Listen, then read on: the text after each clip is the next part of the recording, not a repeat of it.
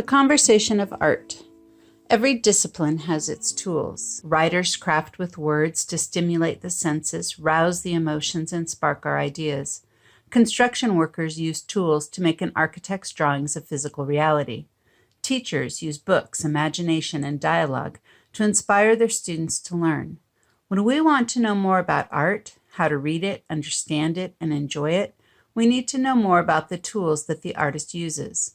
While artists educate themselves about color, line, shadow, symbols, and perspective to create their works, we, the viewers, educate ourselves about these same things so that we can engage with artworks intelligently. Art is a visual language, and to appreciate art fully, we must learn its language. Everyone has the potential to respond to and find enrichment in art, but often that potential is untapped. When we lack experience and knowledge at decoding the visual language of art, we are quite literally toddlers still learning to speak. Walking in a museum, we look at a work, we decide if we like it, and then we move on to the next, normally feeling out of our element and not understanding what all the fuss is about or what we were supposed to see. We are held back from enjoying art due to ignorance and our fear that we appear ignorant. Unless we grew up in a household of artists, this feeling of being out of our depth in a museum is fairly universal. It's like me sitting with the Russian side of my family and only getting snippets of the conversation. The solution to this discomfort is simple enough. Learn a bit more of the visual language of art, and exponentially our enjoyment and comfort with art will grow.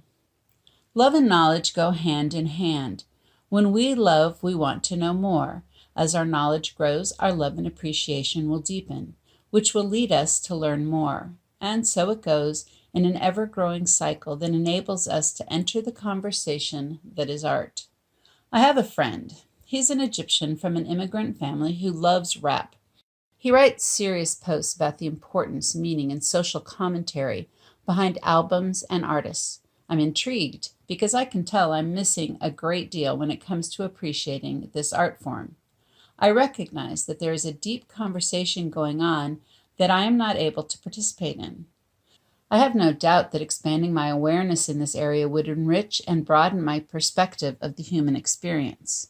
Art is a two-way conversation between the artist and the viewer, and too often we think of art as we might a speech. The artist is talking to us, and all we have to do is stand there and listen, or look, but that's not the case. Art is a conversation, and since normally when we interact with art, the artist isn't standing next to the work guiding us through his side of the conversation, so we must allow the work itself to speak. The key to all good conversation is the ability to listen, to really hear what is being said. In order to hear what art is saying, we need to speak at least some of the language of the art we are viewing. Otherwise, we're like a tourist in a foreign country, helplessly gesturing and repeating ourselves while being hopelessly misunderstood, which is no fun for anyone. This is why many people dismiss abstract or modern art. They haven't taken the time to learn the language of that style, and they cannot hear what is being said.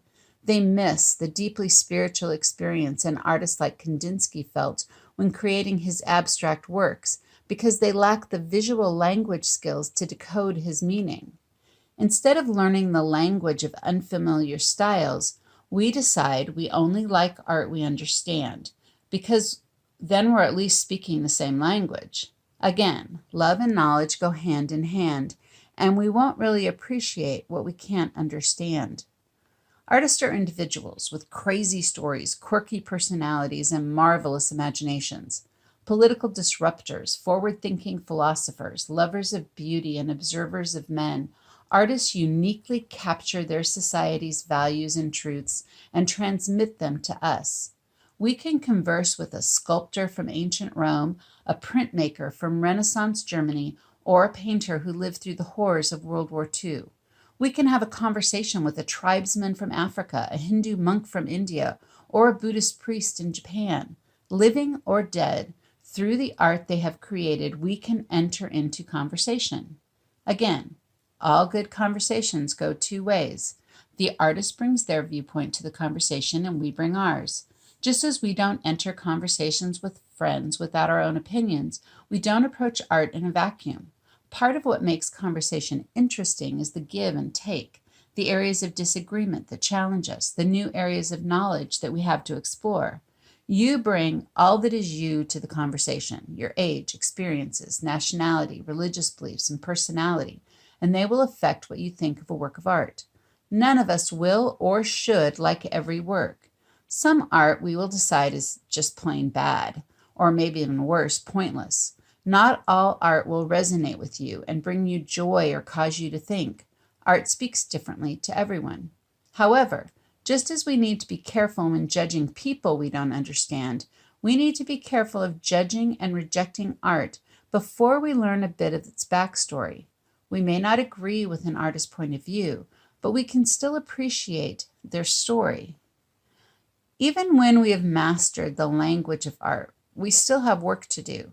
Each artist lived in a particular place at a particular time in history, and as we learn to read a painting, we don't just need to expand our understanding of art, but also of history, literature, science, theology, and humanity as a whole. We need to learn what symbols the artist was familiar with, what his religious background was, how the historical context informs her perspective. In school, in separate courses, we explore math, science, literature, history, government, economics, geography, philosophy, etc. In the study of art history, we bring all of those threads together like a beautiful tapestry, and then we can stand back and actually see where all of those varied subjects come together. We realize that a conversation with any great work of art has multiple layers and meaning, and that each time we return to the work, the conversation deepens and we learn more. That is the beauty of studying art history. In exploring the visual history of another time period, we actually get to step back and see the world with their eyes. Think about that for a minute. With a work of art, we are going straight to the source and entering into a conversation with great minds like Picasso, Monet, or Rembrandt. We can see the sculpture Michelangelo touched with his own hands, view the drawings Da Vinci sketched. We aren't reading what people thought of these men. Instead, we are seeing the world with their eyes, even if they lived hundreds or thousands of years ago. As long as we come to the conversation of art willing to look, listen, and learn, we will walk away with a greater understanding of humanity and our shared history. Art history is far more than learning about a pretty painting. It's about entering into the exchange of thought that has been going on throughout human history. When we see the expertise of the artist wielding the tools of visual language, we are moved. We are moved intellectually when we see a striking truth. We are moved emotionally by an evocative scene. We are moved to action when confronted with a provocative image. The visual story presented will come to life when we understand the method and symbolism, which will in turn evoke the beginnings of love. It might make me angry and I will vent. It might make me sad and I will cry. It might make me want to change something and I will move. Overall, I will get a fuller sense of the world and my place in it. Some artwork that we encounter will be a conversation between two close friends. Other encounters will resemble a conversation between political opponents filled with tension. And a few conversations will be those between lovers, a communion of souls. All of these diverse conversations come together to form the complex, intricate exchange that is art. Thanks for watching. Make sure to like this video by giving us a thumbs up below, and make sure to subscribe so you don't miss great commentary on classic works of art. KellyBagdanoff.com is your source for great content and curriculum, as well as devotional materials using the medium of art. Make sure you visit and subscribe. Pablo Picasso said, "Art washes from the soul the dust of everyday life." So take a moment to share this video because art is too important not to share.